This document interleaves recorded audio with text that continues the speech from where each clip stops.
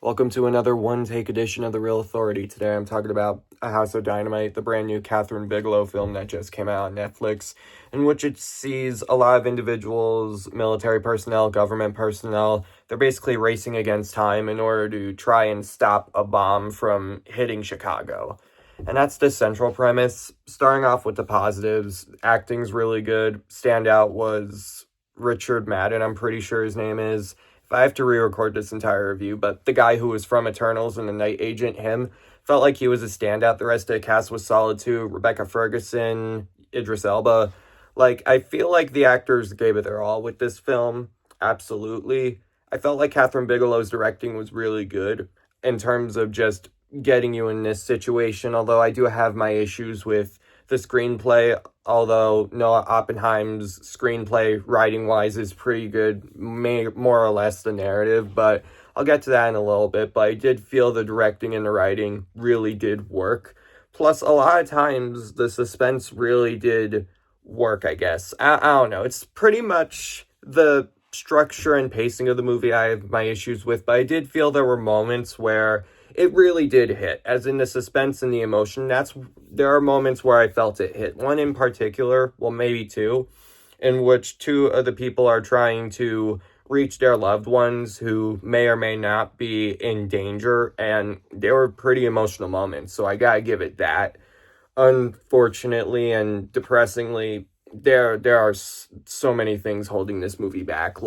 I do appreciate their I feel like they succeed at portraying a realistic situation like this, but unfortunately it kind of runs into a lot of issues that prevent it from going as far as it probably wants to. Starting off with the pacing, the 1 hour and 50-minute runtime, theoretically with a story like this, I should be on the edge of my seat wondering what happens, but for some reason I wasn't, and that issue kind of never resolves itself. Again, there are a few moments where the suspense really does work, but for the most part, it just felt, you were waiting to see what would happen, and unfortunately, the movie doesn't exactly answer what's exactly happening, so you're watching characters try to manage this situation, and it's just weird.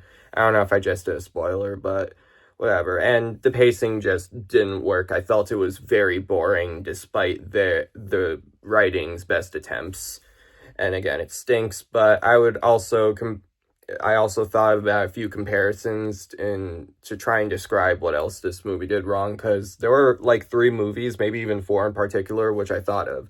The first being September 5th from last year, really great movie in which the writing really helped build the suspense. The writing's good here, but I felt like September 5th really, made you more invested in the characters in this story, as well as how they're trying to deal with it.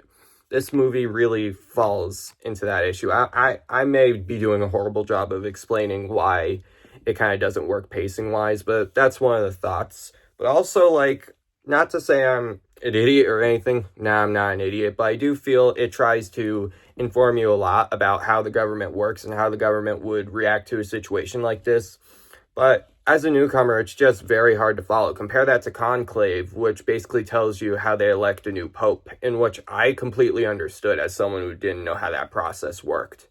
So, yeah, and I also thought about Weapons, the movie from 2 months ago, in which I didn't love it, but I really did enjoy it. It does a similar structure in which it focuses on numerous characters, but in numerous intervals. This movie does that too, but unfortunately, you don't have enough time to invest in the characters, and they're not given as much as you would hope for. And it's divided into 3 parts, which really don't do a good job at developing the characters beyond the basics. And also the ending, it just kind of didn't work.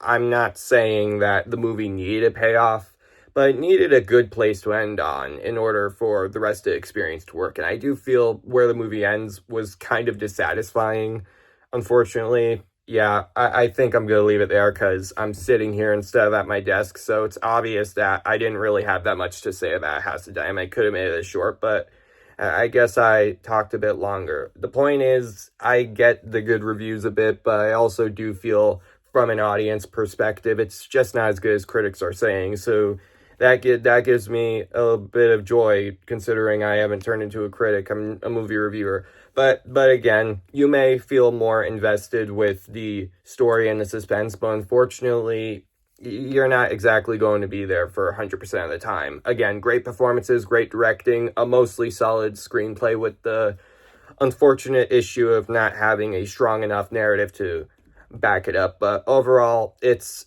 decent enough. It's definitely the right choice that went to streaming or didn't have a wide theatrical release, because the real authority would approve on streaming 6 out of 10. If you have Netflix, there's nothing I could say to dissuade you aside from if you agree with my opinion. But overall, if you are curious, I can't basically tell you don't watch it on Netflix. If you're curious, it's worth checking out, but it really was disappointing given the talent and the potential of the premise. So yeah, so make sure you leave a like, subscribe to the channel, turn on post notifications, and comment your thoughts on A House of Dynamite, and let me know if you actually found it to be pretty great or if you didn't like it as much as I did. I don't know. All right, peace.